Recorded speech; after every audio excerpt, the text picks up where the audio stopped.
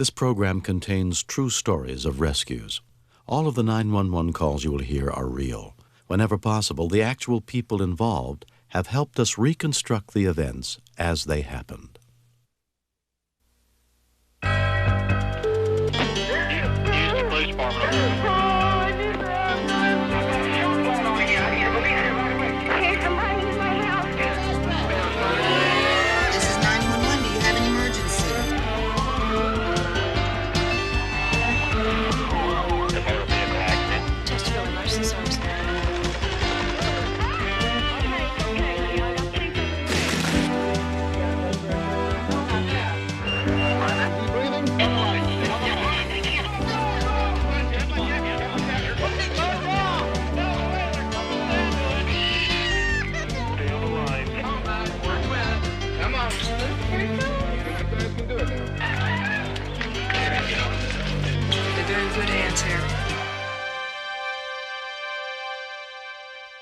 We begin at an apartment complex near the University of Florida campus in Gainesville on the night of October 9th, 1986.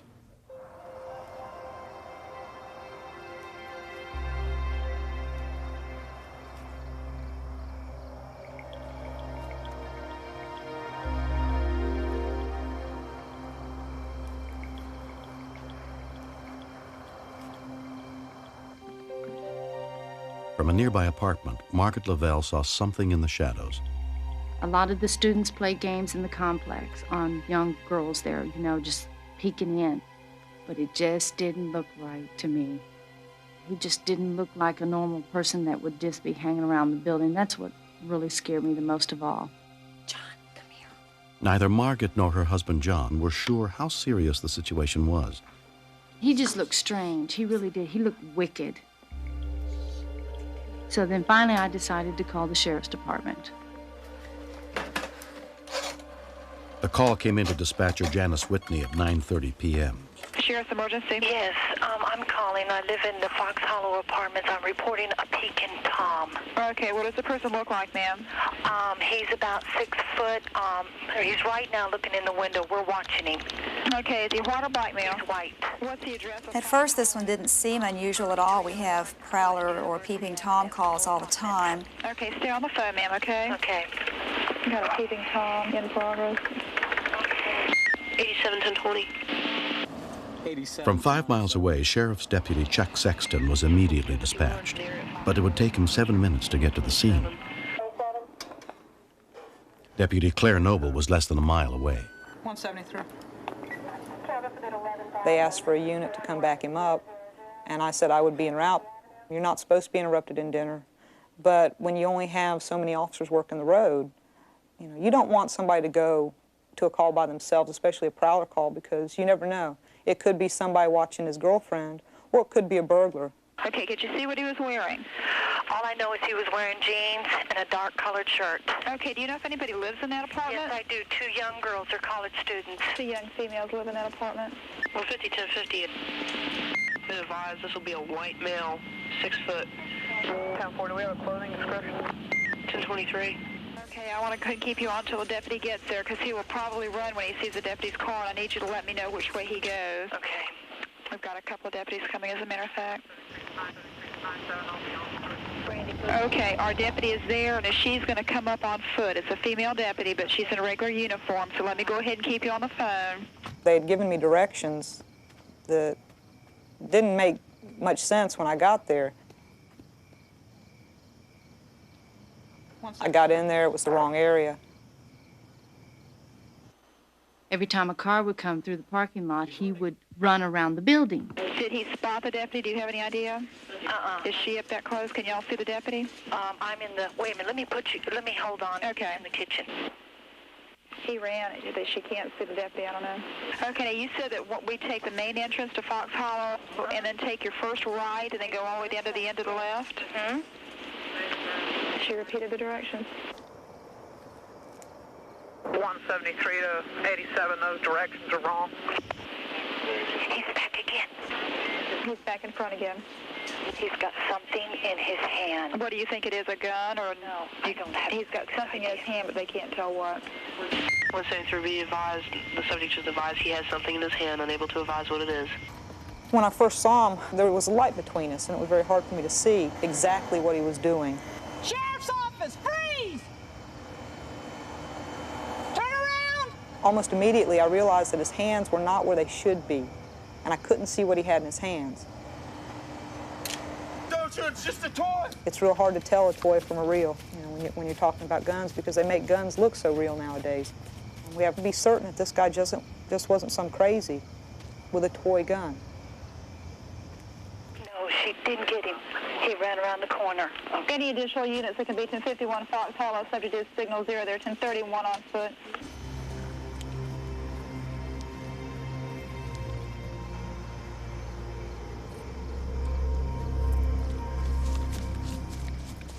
When we continue, That's just a toy gun!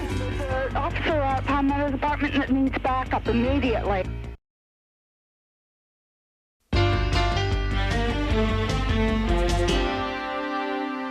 a call about a peeping Tom in Gainesville, Florida, sent Sheriff's deputies Chuck Sexton and Claire Noble racing to the scene. But when Deputy Noble arrived and confronted the man, he aimed what appeared to be a gun at her and pulled the trigger.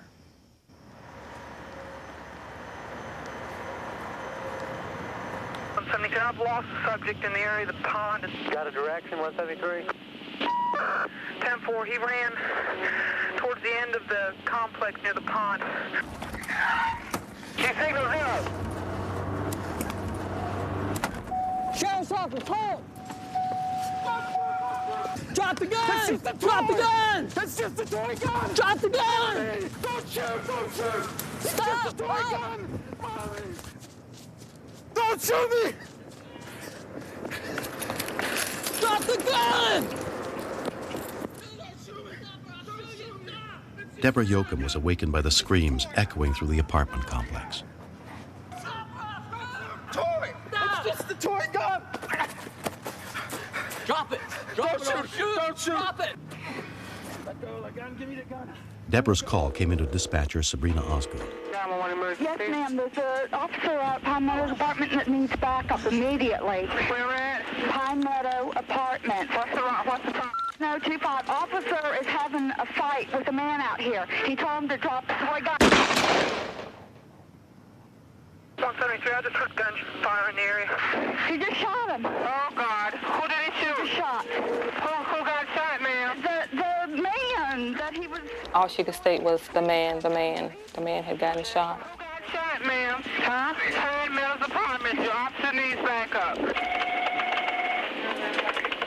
Where exactly are they? Anytime we hear that shots have been fired at a scene, it scares us. You know, you can't let it show. You have to keep on doing your job, but I was very concerned for Deputy Sexton. He is a friend. I've known him for a long time.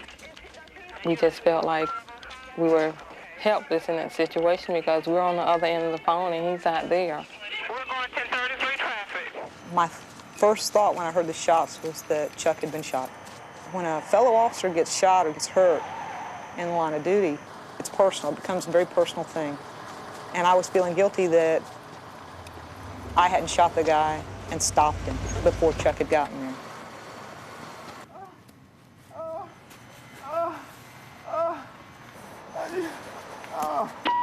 87, shots fired, suspect down. I'm in the tennis courts of Pine Meadow, 1071 en route. 10-4, 87, 10-4. I'm hurt slightly. I had to shoot him. We immediately got the ambulance en route. More units were dispatched. Can you see? Yes, ma'am. He's right outside my bedroom window here underneath the tree. Is she talking to him now? Yes, there's an officer coming.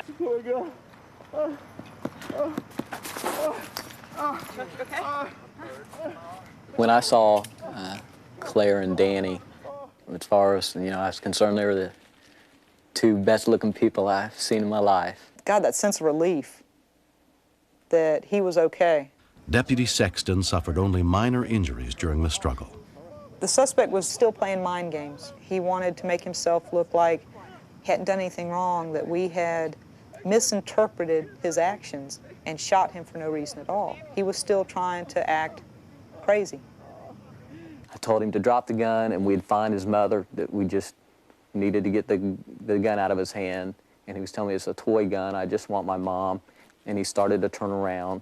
And as he turned around, I had my portable radio in my hand and I hit his gun hand with the portable radio. I realized that when he turns around, he grabs my gun, that this guy's playing for keeps. He knew how to grab the gun, knowing that as long as he had control of the cylinder, I wouldn't be able to shoot him. I was wondering, how in the world did I let this guy, get a hold of my gun? Am I fixing to die here tonight? When he grabbed me by the groin, I was able to bend over and obtain my backup gun.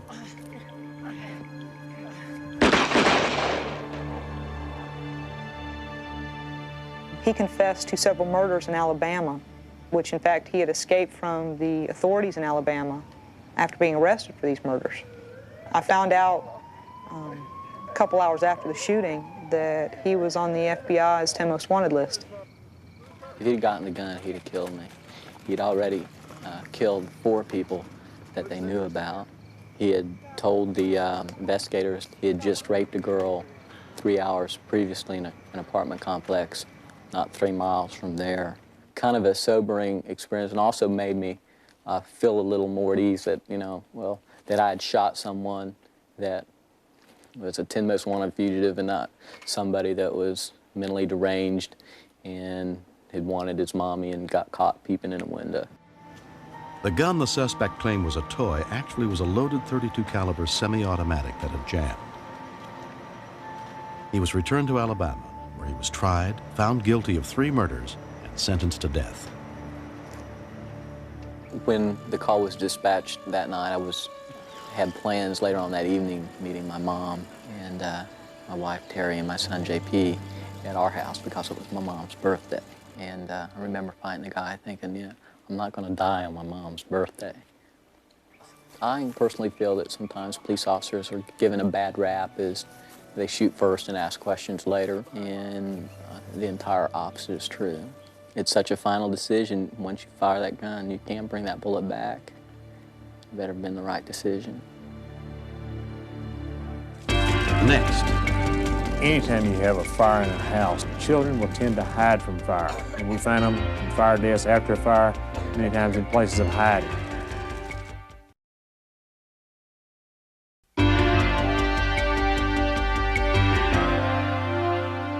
On November 29, 1989, David and Cynthia Cargill left their 2 young daughters in the care of a babysitter overnight for the first time in their lives. But they had no reason to be worried on that quiet night in Dallas. Hey girls, you be good. I need to be in bed by 8. Love you, Bruce. Love you too. That evening, we had asked the sitter to stay that night because my husband always plays basketball on Wednesday nights, and that particular night he had to go to work early. And we knew he wasn't going to be home that evening, and I also was out of town on business that evening. So we had to have a sitter there. And this was the first time I had ever left town as far as leaving my children in the care of someone else. And that was difficult for me as far as doing that. So I was kind of apprehensive about that. Hey guys, 8 o'clock.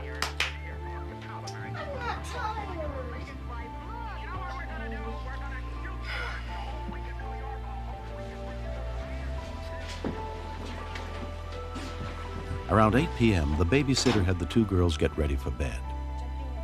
Kate and Aaron were sleeping in the same room together, which normally is Aaron's room. But since the sitter was staying there that night, the sitter was going to sleep in Kate's room. Will you warm it up? The babysitter put the children to bed and tucked them in, and apparently shut the door to their room so she wouldn't disturb them because she wanted to stay up and watch television.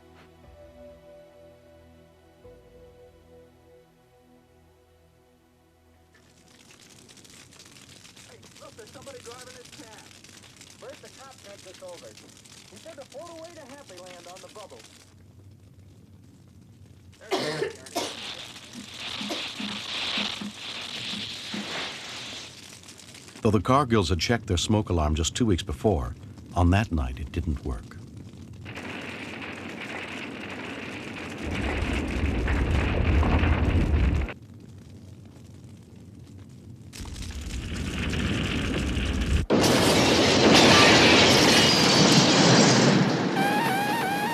exploding windows triggered the burglar alarm.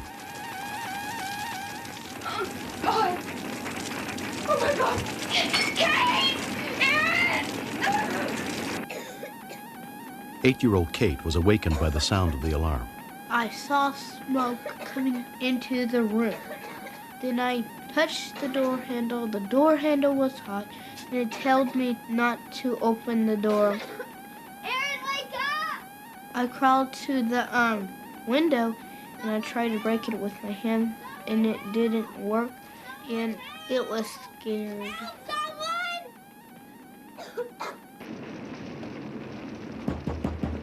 A passerby noticed the blaze and ran to a nearby house, where he woke Dwight Bookout. We heard a pounding on the door, and by this time the smell was overwhelming. The fire was rapidly getting out of control. I called Gay and asked her to call 911 and get assistance as quickly as possible. I knew the children were in the house, and my immediate concern was, my God, where are the children? Hello? Gay Patrick's call for help came in at 12:54 a.m. I thought, how could this be happening? It didn't seem like it was real. I thought I was having a bad dream. It was one of those things where you hope for a miracle. The fire department is en route. Please stand in line. Emergency units from the Dallas Fire Department were immediately dispatched. Let's clear the house, man. Let's go. Let's clear the house. Fire investigator Tom Oney was also sent to the scene. Anytime you have a fire in a house, children will tend to hide from fire. And we find them in fire deaths after a fire, many times in places of hiding.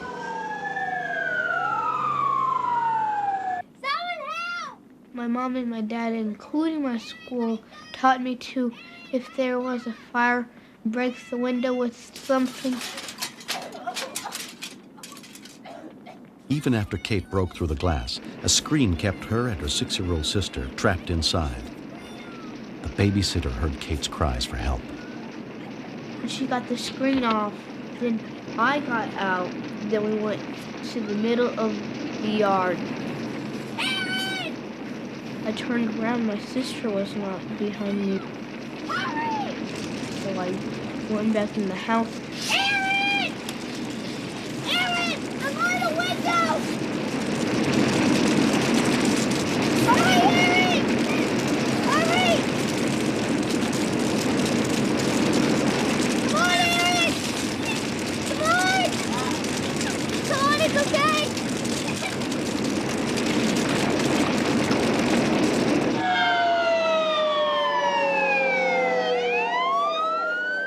The fire department was on the scene within 7 minutes, headed by Captain Bill Crawford. When we arrived at the house, it was fully involved. The glass had ruptured in the front part of the house. There were flames everywhere. It's a miracle that the girls got out of the home when they did. Had this young girl not had the presence of mind to follow the instructions that she had received, I don't think they would have made it. Katie was able to do many of the right things, and they worked just right. She did, however, go back in to get her sister, which in this case worked out great. But this is not the normal situation. Once you get out of a burning building, stay out, do not go back in. People that go back into burning buildings usually do not get back out alive. It was such a close call. I mean, we're talking about if it was delayed anymore, or had Catherine opened the door, it would have killed them immediately. What kills me is how the heat was so intense it melted the oven glass. It's just amazing that something can burn this fast. The fire training that the children had was quite in-depth by us instilling in Kate and Aaron what needs to happen to get themselves out of the fire. It saved their lives. I just can't say enough about fire education as far as in the schools and what the fire department does. Here's some of your schoolwork, Katie. 100, how about that? You see that? The thought of losing the children, it's still quite frightening to us. It's something that I think I'll think about for quite a long time.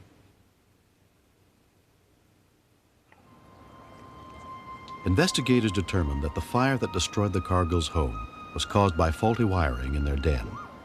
3 months later, they're beginning to put the pieces of their life back together. and trying to erase the memory of that near tragic night. We lost everything. And, you know, it sounds kind of corny, but you realize that life's too short.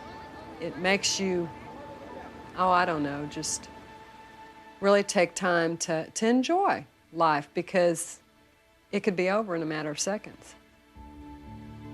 Although Kate received awards for her heroism, she values most the praise from her peers. Dear Kate, I think you are a hero. I am so glad you saved your sister's life. Every once in a while, I'll take a deep breath and just realize how close we came to losing our children. And that makes all the difference in the world, because nothing else really matters. You are very brave, and I really admire you.